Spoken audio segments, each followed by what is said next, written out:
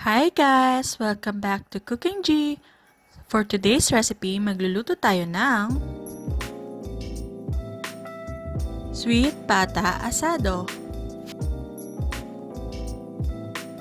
For our ingredients, here is the list. You can also check our description box.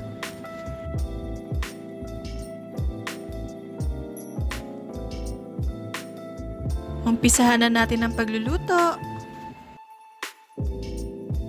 Saute garlic and onion until onion becomes translucent.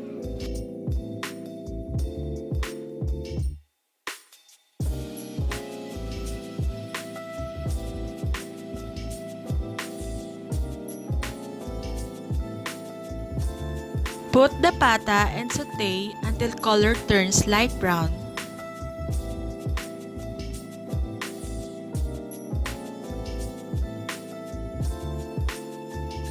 Add soy sauce, 6 cups of water, and star anise.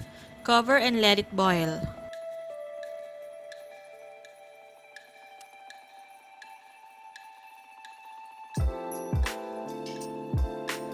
When it is boiling, add the Knorr pork cubes.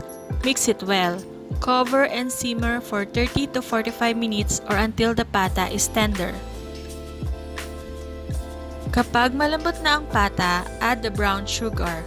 Mix it well and make sure na na-dissolve na ang sugar. And cover and simmer for 10 minutes. Add salt and pepper to taste.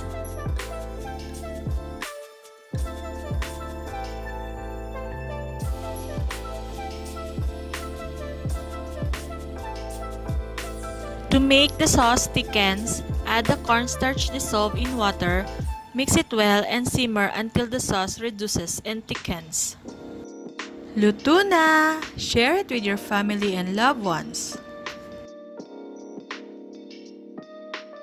Hope you like our recipe! Please don't forget to like, share, and subscribe. See you on our next vlog. Bye!